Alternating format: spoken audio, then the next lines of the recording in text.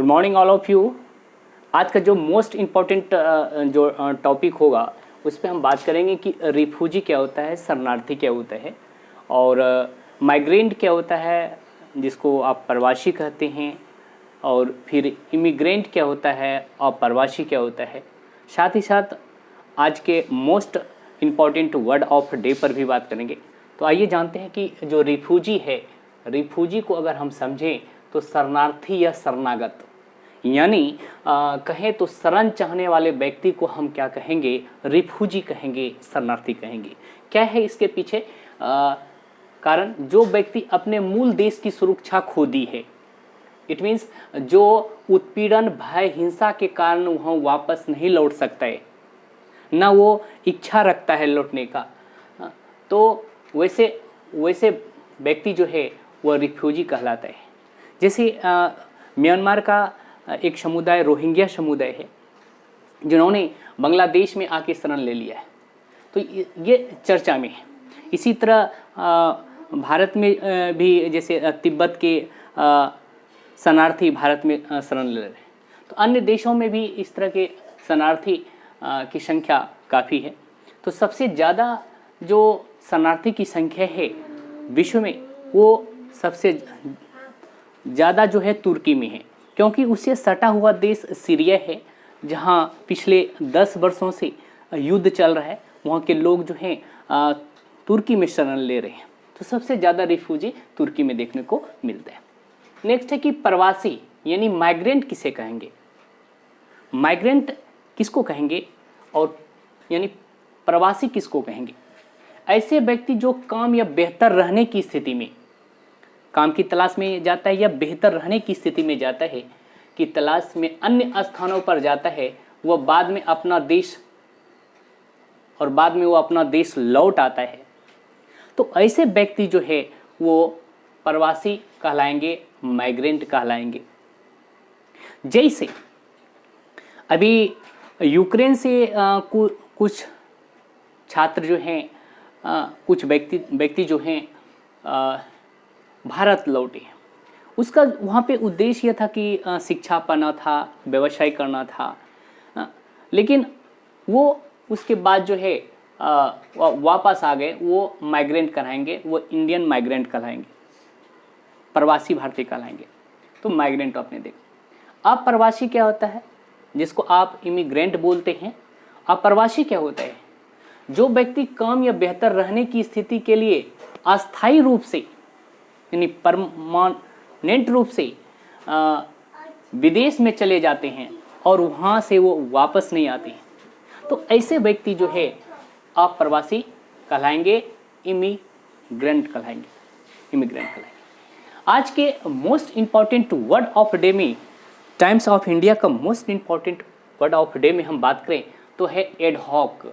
Ad hoc का एक adverb है जिसका मीनिंग होता है अनौपचारिक रूप से।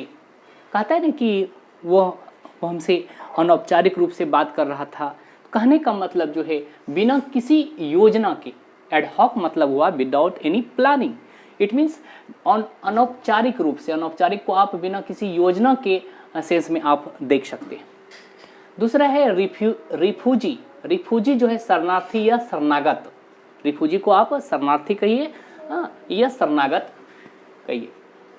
हुम, WHOM, हुम जो है इसके प्रोनाउन के सेंस में इसका अर्थ हो जाता है किसे, और नाउन के सेंस में किससे या जो, दो मीनिंग है।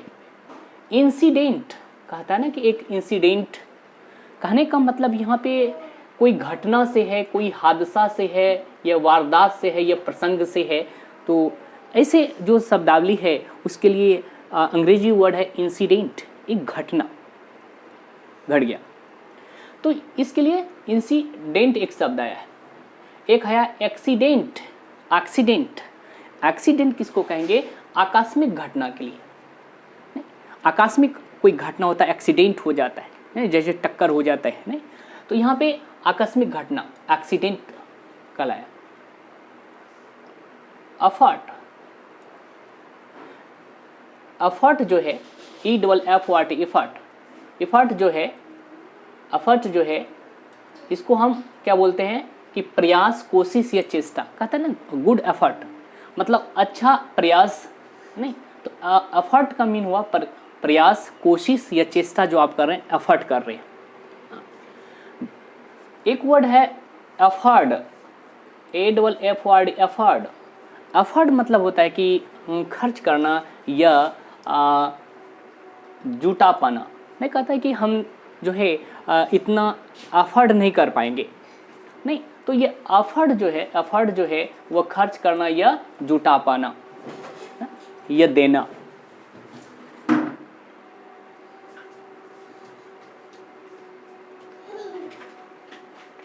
एक वर्ड है इलिटिस्ट। इलिटिस्ट जो है एक वर्ड है जिसका अर्थ होता है विशिष्ट वर्ग समर्थक। विशिष्ट वर्ग समर्थक है किसी के लिए, तो उसके लिए एक वर्ड है इलिलिस्ट। हाँ, इलिलिस्ट जो है इलिटिस्ट